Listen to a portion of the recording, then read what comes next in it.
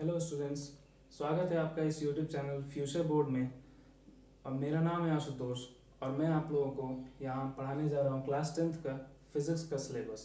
ठीक है, फिज़िक्स में क्लास 10th में एनसीईआरटी के जो जो सिलेबस होंगे, जो भी चैप्टर्स होंगे, उसको मैं आपको एक एक करके यहाँ पे कवर कराऊँगा और ये क्लासेस लगातार होंगी बैक टू बैक। ओके, तो शुरू करते हैं हम अपना फर्स्ट चैप्टर। तो फर्स्ट चैप्टर हमारा यहाँ शुरू होने वाला है प्रकाश। ठीक है, जो हमारे सिलेबस में दिया हुआ है फर्स्ट चैप्टर प्रकाश है। प्रकाश के बारे में हम काफ़ी सारी चीज़ें देखेंगे और जिसके उसके अलग अलग प्रॉपर्टीज देखेंगे और क्या क्या चीज़ें होती हैं, सब सारी चीज़ें इसमें हम डिस्कस करेंगे। ठीक है, तो पहला हम देखते हैं क्या होता है प्रकाश।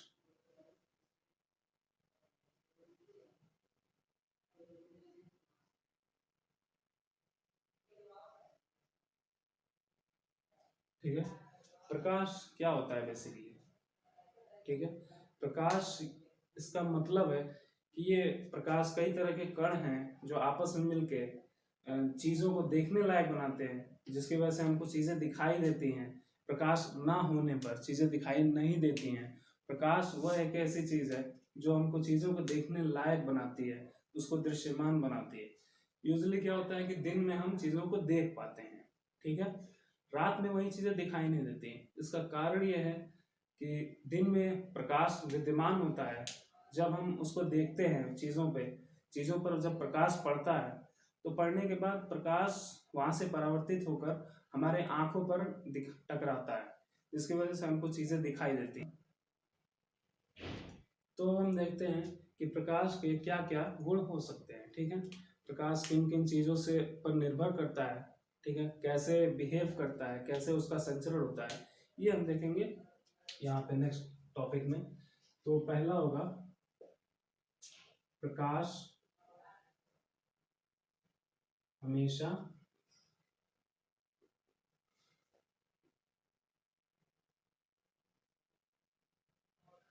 सरल रेखा में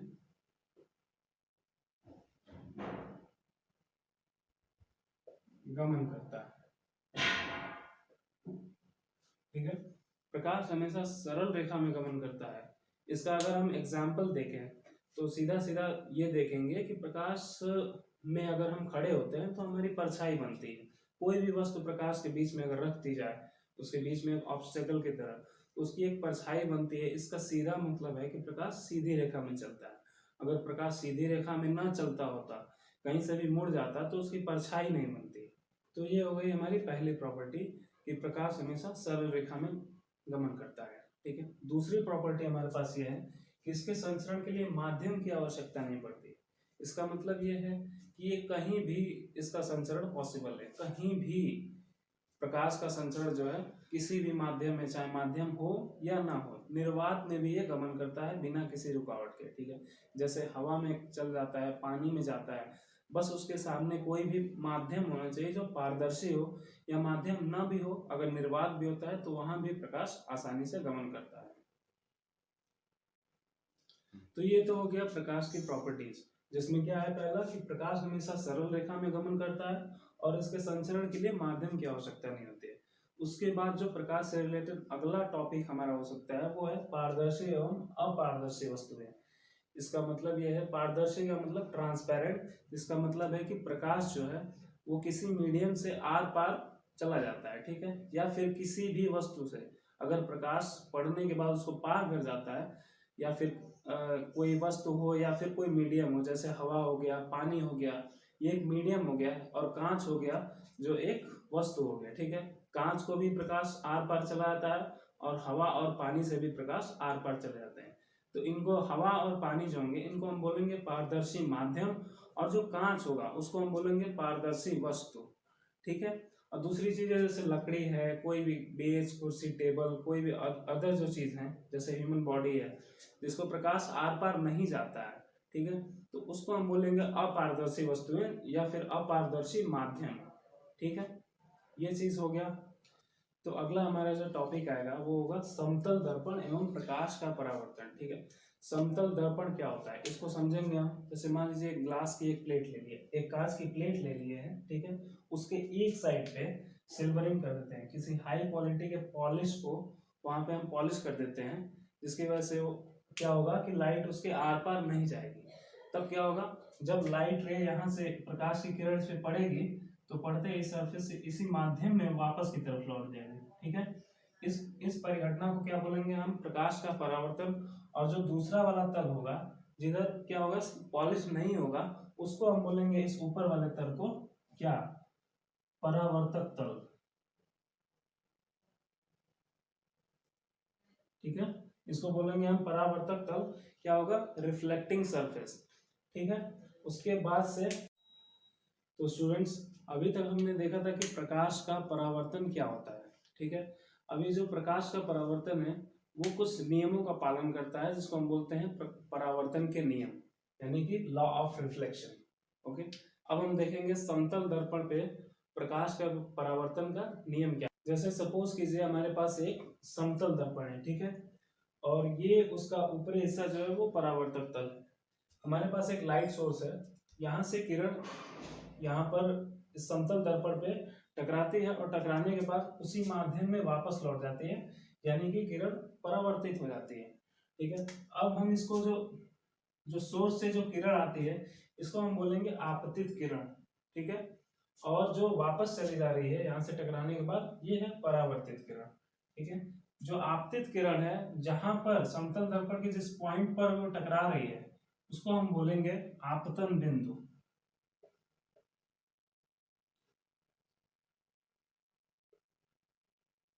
ठीक है, ठीक है, और आपतन बिंदु से समतल दर्पण पर परपेंडिकुलर एक लाइन खींचेंगे। ठीक है, ये परपेंडिकुलर होना चाहिए, 90 डिग्री होना चाहिए, इसको बोलते हैं अभिलंब। ठीक है, और जो परावर्तन का नियम ये कहता है कि जो अभिलंब से आपतित किरण, ठीक है, अभिलंब से आपतित किरण के बीच का जो एंगल है ये, और अभिलंब से परावर्तित किरण के बीच का जो एंगल है ये दोनों इक्वल होंगे, ये दोनों एक दूसरे के बराबर होंगे। आपतित किरण, ठीक है, इसको बोलेंगे एंगल ऑफ इंसिडेंस, और जो परावर्तित किरण है, अभिलंब और परावर्तित किरण के बीच का जो कोण है वो है angle of reflection, I is equal to R. ठीक है, ये है हमारे परावर्तन का पहला नियम। ठीक है, I is equal to R. ठीक है, आपतन कोण बराबर होगा परावर्तन कोण के। ओके, दूसरा जो नियम है कि आपतन कोण, आपतन, आपतित किरण और परावर्तित किरण, ठीक है, और साथ में अभिलंब, ये जो तीनों होंगे वो एक ही प्लेन में होंगे। प्लेन इन द सेंस कि कभी ये जो समतल दर्पण है इस प्लेन की बात नहीं कर रहे हैं। ठीक है, ये दर्पण है, ये प्लेन है, प्लेन शीट है, इस प्लेन की बात नहीं कर रहे हैं। प्लेन जो होगा ये आपतित किरण, परावर्तित किरण और अभिलंब, ये जो बोर्ड है, जिस प्लेन में बोर्ड है उस प्लेन की बात कर रहे हैं, उस प्लेन में ये तीनों किरणें होंगी, आपतित किरण, परावर्तित किरण और अभिलंब, ये इस प्लेन में होगा। ये जो सामने प्लेन दिख रहा है बोर्ड का प्लेन, ठीक है, इसको बोलते हैं, इसी प्लेन में होता है ये परावर्तन का दूसरा नियम है। ओके, ये याद रखना है, इसको बोलते हैं हम प्लेन ऑफ इंसिडेंस। तो इसका मतलब क्या हुआ, दूसरा नियम क्या होता है, आपतित किरण, परावर्तित किरण और आपतन बिंदु से अभिलंब, किस पे, उस समतल दर्पण पे अभिलंब, ये तीनों जो होते हैं वो एक ही प्लेन में होते हैं, उसको बोलते हैं प्लेन ऑफ इंसिडेंस। क्लियर है? ओके, ठीक है, तो नेक्स्ट जो हमारा टॉपिक है वो है गोलीय दर्पण। गोलीय दर्पण क्या होता है, बेसिकली एक गोला होगा, गोले का एक हिस्सा, ठीक है, गोले का एक हिस्सा ले लेंगे काट के, और उस एक हिस्से को या फिर उसके इनसाइड अंदर वाले हिस्से को या फिर बाहर वाले हिस्से को, किसी एक हिस्से को हम सिल्वरिंग कर देंगे, सिल्वर कोट कर देंगे, यानी कि हम उसको पेंट कर देंगे। ओके, पेंट करने के बाद जो दूसरा वाला सरफेस होगा वो परावर्तक तल हो जाएगा। ठीक है, उसको हम बोलेंगे गोलीय दर्पण। दो तरह के बेसिकली होते हैं। ठीक है, जैसे कि ये दोनों गोले के हिस्से हैं, ठीक है, बस अंतर इसमें सिर्फ इतना है कि एक हिस्से को हम गोले के बाहरी वाले हिस्से को सिल्वर कोट कर दिए हैं और दूसरे वाले में उसके अंदर वाले हिस्से को सिल्वर कोट कर दिए हैं। ठीक है, तो यहाँ पे क्या है कि जो इधर का प्लेन होगा, अंदर वाला प्लेन है, वो होगा यहाँ पे परावर्तक तल, और यहाँ इधर वाला, इस साइड जो अंदर वाले साइड है, इधर की तरफ कोटिंग है, तो जो बाहर वाला प्लेन होगा इधर वाला, ठीक है, वो परावर्तक तल होगा। ठीक है, तो इसमें अंदर वाला जो गहरा वाला तल है, वो जो परावर्तक तल है उसको बोलेंगे हम अवतल दर्पण।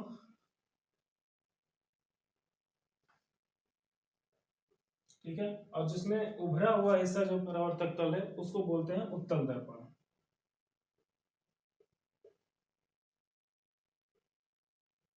ठीक है, अब इन गोलीय दर्पणों में भी परावर्तन का नियम फॉलो होता है। ठीक है, अब वो हम एक बार यहाँ पे थोड़ा सा चेक करेंगे कि कैसे होता है, उसके लिए देखते हैं डायग्राम।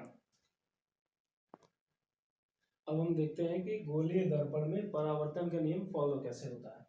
तो सबसे पहले हमने सपोज किया कि ये हमारा एक गोलीय दर्पण है, जो कि देखने से लग रहा है कि ये अवतल दर्पण है।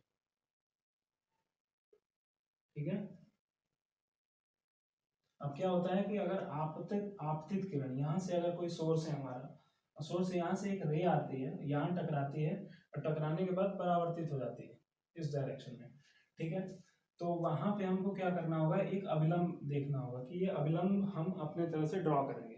वो कैसे करेंगे, चूंकि एक सर्कल है। ठीक है, इस सर्कल पे एक पॉइंट होता है, और पॉइंट पे अगर हम, ये आपतन बिंदु होगा हमारा, क्योंकि यहाँ से आपतित किरण यहाँ पे टकरा रही है, तो ये आपतन बिंदु है। यहाँ इस पॉइंट पर हम एक स्पर्श रेखा खींच देते हैं। ठीक है, और स्पर्श रेखा खींचने के बाद सपोज करते हैं कि ये उस गोले का सेंटर है। जैसे अगर सपोज करते हैं ये अगर गोला है तो ये उसका केंद्र है, तो हमको पता है कि केंद्र से स्पर्श रेखा पर पड़ने वाला जो त्रिज्या होता है वो क्या होता है, उस पर लंबवत होता है। तो ये 90 डिग्री का एंगल बना रहा है। तो अब क्या होगा कि ये हमारे पास अभिलंब आ गया। ठीक है, इसको हम कह देंगे कि ये हमारा अभिलंब है। ठीक है, अब जो ये एंगल होगा, ये एंगल, ठीक है, एंगल ऑफ इंसिडेंस, ठीक है, आपतन कोण, और ये वाला एंगल, ये दोनों एंगल ये बराबर होंगे, परावर्तन कोण। तो ये हो गया, और यहाँ से हम इसको डायरेक्शन फिक्स कर सकते हैं कि ये यहाँ जब टकराएगा इस अवतल दर्पण पे, तो किस डायरेक्शन में ये परावर्तित होगा, वो हम यहाँ से कैलकुलेट कर लेंगे। यहाँ से ये जो एंगल होगा, सेम एंगल पे यहाँ से ये वापस जाएगा। ठीक है, परावर्तन के पश्चात, और ये तीनों जो होंगे, आपतित किरण, अभिलंब और परावर्तित किरण, ये तीनों एक ही प्लेन में होंगे। तो इस तरह से हम गोली देखते हैं कि गोलीय दर्पण जो होते हैं, उत्तल दर्पण या अवतल दर्पण, ये भी परावर्तन के नियम को फॉलो करते हैं। अब हम सेम चीज देखते हैं, वही परावर्तन के नियम उत्तल दर्पण के लिए कैसे हम वो फॉलो करेंगे। ठीक है, जैसे सपोज कीजिए हमारा एक मिरर है, यह है उत्तल दर्पण है। ठीक है, उत्तल दर्पण है, और यहाँ से हमारा एक सोर्स है, लाइट सोर्स है, जहाँ से इंसिडेंट हो रही है एक रे। ठीक है, और वो यहाँ से परावर्तित हो रही है। कैसे हमको पता चला है कि वो यहाँ से परावर्तित हो रही है, अगर हम उसके ज्योमेट्री निकालना चाहें तो कुछ इस तरह से काम करेंगे कि सबसे पहले हम मान लेते हैं कि ये जो दर्पण है, जिस गोले का केंद्र है, वो केंद्र यहाँ पे है। ठीक है, ये उसका रेडियस है, ये केंद्र यहाँ पे है, तो यहाँ से हम एक लाइन यहाँ ड्रॉ करते हैं, ये हो गया आपतन बिंदु। ठीक है, ये लाइन ड्रॉ करेंगे तो यहाँ से एक स्पर्श रेखा खींच सकते हैं। ठीक है, जहां पर ये लंबवत होगा। ठीक है, और उसके बाद से इसी रेखा को हम आगे की तरफ बढ़ा देते हैं, ये हो जाएगा हमारा अभिलंब। ठीक है, अब जब ये अभिलंब हो जाएगा तो हमने क्या पढ़ा है कि ये जो आपतित किरण है और अभिलंब है, उसके बीच का जो एंगल होता है उसको हम बोलते हैं एंगल ऑफ इंसिडेंस, और इसके साथ वाला जो एंगल होगा इधर, परावर्तित किरण जो होगी, उसके साथ वाला एंगल होगा, उसको हम बोलेंगे एंगल ऑफ रिफ्लेक्शन। ठीक है, ये दोनों बराबर होंगे, ये इधर की तरफ निकल जाएगी, तो इसको बोल देंगे हम आपतित किरण, और इसको बोलेंगे हम परावर्तित किरण। ठीक है, और एक और चीज है, अगर मान लीजिए कोई समतल दर्पण है, ठीक है, कुछ इस तरह से है। ठीक है, अगर कोई रे है कुछ इस तरह से यहाँ पे ड्रॉप हो रही है, कहीं से आती है और सीधा इस पे परपेंडिकुलरली ड्रॉप हो रही है। ठीक है, तब क्या होगा, तब हमारा जो अभिलंब है कुछ इसी पे होगा, एग्जैक्टली इस पे लाई करेगा पूरी तरह से। तब जो परावर्तन होगा, यहाँ पे परावर्तन का नियम के अनुसार क्या होगा, आपतन कोण और परावर्तन कोण बराबर होते हैं। ठीक है, तो आपतन कोण क्या है, कुछ है ही नहीं, जीरो है, क्योंकि अभिलंब और आपतित किरण के बीच का कोण होता है, दोनों एक ही लाइन में आ जा रहे हैं। इसका मतलब कि उनके बीच का कोई एंगल नहीं बन रहा है। ठीक है, तो जो परावर्तित किरण होगी वो भी उसी लाइन से वापस की तरफ चली जाएगी। अगर मान लीजिए ये इंसिडेंट हो रहा है, नीचे आ रही है, तो परावर्तन के पश्चात ये भी उसी एंगल पे, चूंकि 0 डिग्री पे हुआ है, तो ये भी 0 डिग्री पे वापस की तरफ चली जाएगी। वैसे सेम चीज है, अगर कोई लाइट सोर्स यहाँ पे होता, ठीक है, और लाइट सोर्स यहाँ पे होता, और जैसे लाइट यहाँ से क्रॉस करती, ठीक है, ताकि ये एकदम एग्जैक्टली इसके परपेंडिकुलरली उस सरफेस पे फॉल होती है, तो ये लाइट सोर्स यहाँ फॉल होने के बाद वापस से इसी डायरेक्शन में एग्जैक्टली सेम पाथ पे वापस की तरफ आ जाएगी। ये रूल हमेशा याद रखिए। तो इस वीडियो में हमने देखा है प्रकाश क्या है, पारदर्शी और अपारदर्शी वस्तुएं क्या हैं, और गोलीय दर्पण देखे और परावर्तन के नियम देखे, उनके गोलीय दर्पण में कैसे परावर्तन का नियम फॉलो होता है, ये सब चीजें देख लिया। अगले लेक्चर में हम डिस्कस करेंगे कि जो गोलीय दर्पण है उससे प्रतिबिंब कैसे बनते हैं, उनकी स्थिति क्या होती है, आवर्धन क्या होता है, और प्रतिबिंब कैसा होता है, आभासी होता है या वास्तविक होता है। ठीक है, अगर आपको ये वीडियो अच्छा लगा हो तो इसको लाइक कर दीजिए और हमारे चैनल को सब्सक्राइब कर दीजिए और इसको शेयर कीजिए। ठीक है, थैंक यू।